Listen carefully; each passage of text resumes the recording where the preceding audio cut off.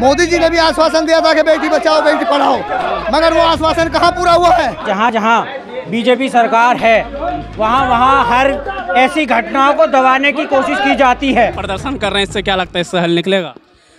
ये हम गूंगे बहरे को जगा रहे हैं। ऐसे नेताओं को तो मुंह पे जूता मारा जाएगा इस बार जब वोट मांगने आएंगे।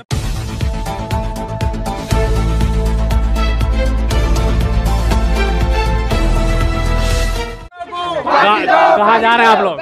हम लोग जो पीड़ित है उसके घर जा रहे हैं, क्योंकि यहाँ पे पुलिस बता रही है कि पीड़ित घर पे है, कुछ लोग बता रहे हैं पुलिस के पास है। कहीं ऐसा तो नहीं है जैसे हाथरस में किया गया था कि परिवार को जो है पुलिस ने अपने कब्जे में कर लिया था, कहीं उनको डराया धमकाया तो नहीं जा रहा है। हम उनके घर जा रहे हैं, उनके परिवार वालों से मिलेंगे। क्या प्रशासन कार्रवाई सही कर रहा है नहीं कर रहा है, क्योंकि यहाँ पे जिस तरीके से हमने देखा है पुलिस कह रही है कि जैसे 6 बजेंगे हम लाठी चार्ज करेंगे। तो लाठी चार्ज करने के बाद हाँ ऐसा बताया गया है, वो लाठी चार्ज होगी तो कोई बात नहीं, अपने हक अधिकार के लिए हम मरने के लिए तैयार हैं। अभी हम पीड़ित परिवार से मिलने उनके घर जा रहे हैं। क्या लगता है, इंसाफ मिलेगा?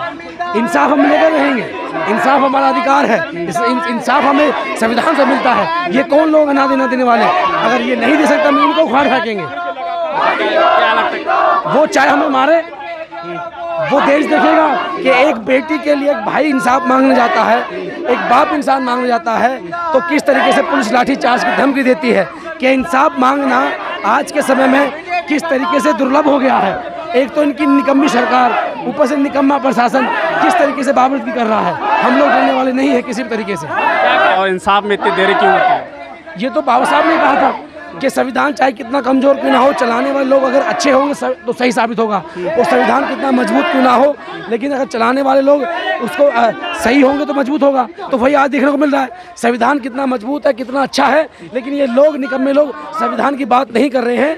ये तो अपने आप को बचाने का प्रयास कर रहे हैं। सरकार की किरकिरी हो रही है, ये नौबत ही नहीं आती। अगर उनको उठा करके जेल भेज करके उनको फांसी पर लटका दिया जाता, यहाँ पर किसकी हम सुनवाई करें, कौन सी हम तारीख की बात करें? हम लोग बिल्कुल यहाँ पर हथियारे उनके हाथ में हैं, उनको फांसी दी जाए, उनके बीच चढ़ाई पर उनको मारा जाए। आखिर कब तक हम लोग ऐसे करेंगे? कब तक ऐसा रहेंगे? बिल्कुल साफ तौर पे जो है जो लोग हैं जो आए हुए थे यहाँ पे जो है पीड़िता से मिलने के जा रहे हैं। साफ तौर मेरे पीछे तो पूरी जो टीम है वो जा रही है। और साफ तौर पे क्या कहाँ पहुँच रहे हैं आप लोग? हम पीड़ित परिवार से मिलने के लिए जा रहे हैं, क्योंकि हम ये देखना चाहते हैं कि जैसे हाथरस वाले कांड में उन लोगों को मिलने नहीं दिया गया था, ना उनके सुनना गया था, मीडिया की वहाँ अहम भूमिका रही थी। और यहाँ भी हम चाहते हैं कि मीडिया की अहम भूमिका रहनी चाहिए केस को खुलासा करने के लिए। और युवा शक्ति दल पीड़ित परिवार से मिलने के लिए जा रहा है। सारी राजनीतिक पार्टियां आ रही है, आश्वासन दे रही है, इसके बावजूद आप इतने अस्वस्थ क्यों हैं?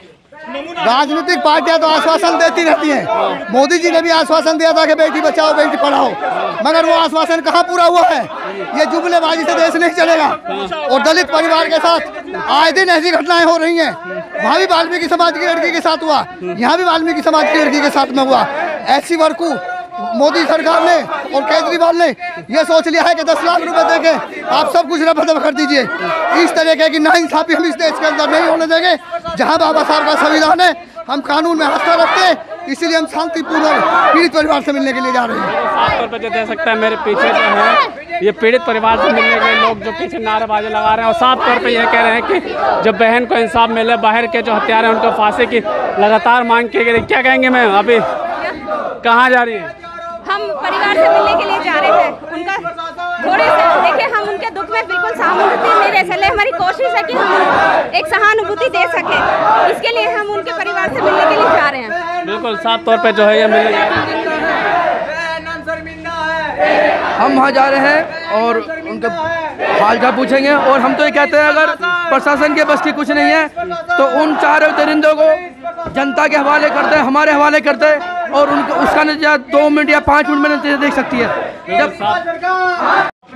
जब बहुत सारे युवा भी जो है लगातार जो है इंसाफ की बात कर रहे हैं।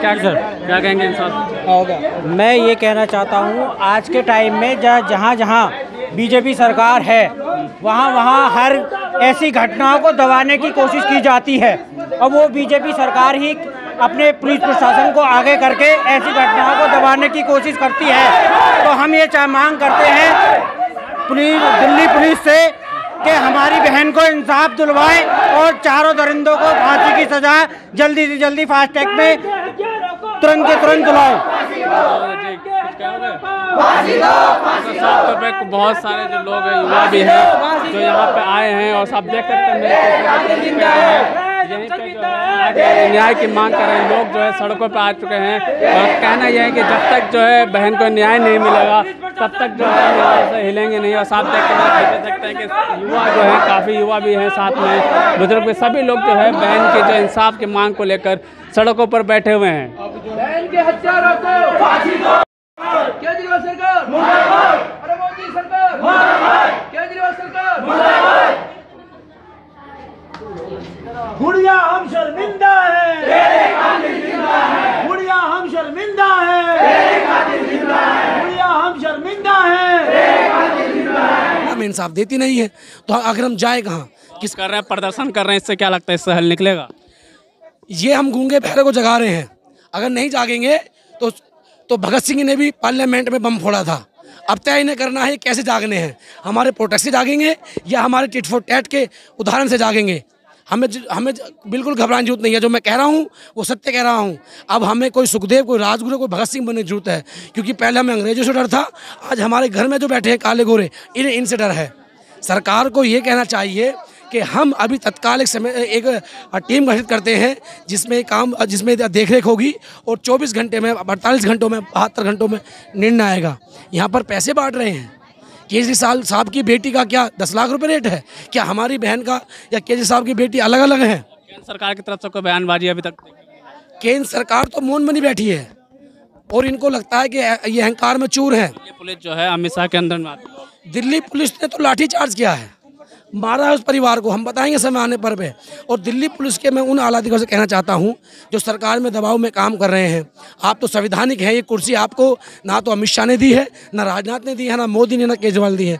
ये तो संविधान ने दी है और संविधान सबकी बहन बेटी का एक सम्मान की बात करता है। तो आप संविधान पे विश्वास रख करके इंसाफ कीजिए ना हमारे साथ, क्यों हमारे साथ भेदभाव किया जा रहा है? मिलेगा, बिल्कुल इंसाफ मिलेगा और इंसाफ मिलना चाहिए। और इंसाफ मिलने के लिए ही हम यहाँ पर बैठे हुए। जब भी तो जनता पे ध्यान देंगे। जनता को तो उन्होंने बेवकूफ़ समझा है और कुछ हमारे नेता हैं जो बोलने को तैयार नहीं है। अगर यही हाल मैं बार बार कह रहा हूँ अमित शाह की बेटी के साथ होता तो क्या आज हमें प्रोटेस्ट करने की जरूरत पड़ती? ये दुर्भाग्य है ना। रातों रात प्रस्ताव पास होता, रातों रात बिल पास होते और राष्ट्रपति महोदय के हाथ में जो मौन बने बैठे थे, कभी बोलते नहीं है, बिल पास हो जाता। और उससे दुर्भाग्य की बात देखिए, SC आयोग के चेयरमैन लगातार 10 साल से 2 चेंज हो गए, एक का भी दौरा नहीं है। विजय सापला जी चेयरमैन है, पंजाब से आते हैं, और अभी तक उनका कोई बयान नहीं आया। वाल्मीकि समाज से, हमारे ऐसी समाज से हैं, उन्हें संज्ञान लेना चाहिए था। वो यहाँ लड़कियां नहीं है। ये तो दुर्भाग्य की बात है। वो ये बताएं ना कि उनके घर में लड़कियां हैं या नहीं है, या उनकी बहन बेटी में या हमारी बहन बेटी में कोई फर्क है। ये तो जनता को तय करना है ना। ऐसे नेताओं को तो मुंह पे जूता मारा जाएगा इस बार जब वोट मांगने आएंगे कि लड़कियों की गलती है। इस लड़की की ये गलती है कि अपनी प्यास बुझाने के लिए पानी लेने गई थी। इस लड़की की गलती है कि 9 साल की बच्ची है, जानती नहीं है कि वहाँ कोई हवस का पुजारी बैठा होगा। इस लड़की की गलती ये है कि इसे ये नहीं पता कि मेरे तन पे क्या है क्या नहीं है। ये बयान जो उन्होंने दिया है वो अपनी बहन बेटी को देख कर दे। मैं यही कह रहा था, क्या उनकी माँ ने उन्हें जाना नहीं है? क्या उनके घर में बेटियां नहीं है? उनके रिश्तेदार में, उनके परिवार में बेटियां नहीं है? 10 लाख, अगर ऐसे 10 लाख लेके आप इज्जत लुटवाते रहेंगे क्या? न्याय के लिए कुछ नहीं कहा कि न्याय मिलेगा। न्याय के लिए आप न्याय की बात कीजिए ना। ये 10 लाख देके, करोड़ रुपए देके, 50 लाख देके आप मानसिक तौर पे उस फैमिली की कितनी क्षति हुई है उसको दूर कर देंगे। 10 लाख, वो पूरी जिंदगी इस सदमे को भूल पाएंगे? क्या देश की बेटियां आज अपने परिवार का सहारा बनेंगी? जो जिनके पास बेटे नहीं हैं, या हमने बेटी बेटा को बराबर रखा गया है, कल को काम पे जाएंगी, पढ़ाई लिखाई करेंगी, तो क्या वो इसलिए पढ़ाई लिखाई करेंगे कि हमारा रेप होगा, हम 10 लाख रुपए लेंगे? सरकार को कानून को ध्वस्त करने की जरूरत थी, ना कि ये बयान देने की। कानून को मजबूत करने की ज़्यादा जरूरत है, बहुत ज़्यादा जरूरत थी। हमें कानून चाहिए, हमें मुआवजा नहीं चाहिए। आप किसी की इज्जत का मुआवजा लगाएंगे, हमें वो नहीं चाहिए, हमें कानून चाहिए। ये बेटी उसकी सहेली थी, आप इससे पूछिए कि क्या हुआ। लाठीचार्ज किया गया उस परिवार के साथ, लाठीचार्ज भी मारा गया। ये गुड़िया बता रही है कि ये सहेली है उसकी, कि गुड़िया बताएगी कि जब वो लोग पुलिस के पास गए तो उल्टा पुलिस ने उनको धमकाया। बिल्कुल साफ तौर पे जो है देखने को मिला है कि जिस तरीके से दिल्ली के जो मुख्यमंत्री यहाँ पे पहुँचे, तमाम जो नेता है वो आना जाना जो है इनका लगा हुआ है। बिल्कुल, तमाम जो नेताओं का है अब यहाँ पे गढ़ बन चुका है और सब तमाम नेता जो यहाँ पे आना जाना शुरू हो चुका है। लेकिन तमाम लोग जो यहाँ बैठे हैं साफ तौर पे इनको ये कहना है कि जो मुआवजा 10 लाख रुपए दिया गया, मुझे 10 लाख रुपए नहीं चाहिए। इंसाफ चाहिए, एक ऐसा कानून चाहिए जिससे कि बेटियों पे हो रहे अत्याचार का जल्द से जल्द फैसला हो और जो दोषी हैं उनको जेल भेजा जाए। तो साफ तौर पे जो यहाँ पे तमाम लोग बैठे हैं और सबका एक ही मांग है कि जल्द से जल्द जो है बेटी को इंसाफ मिले।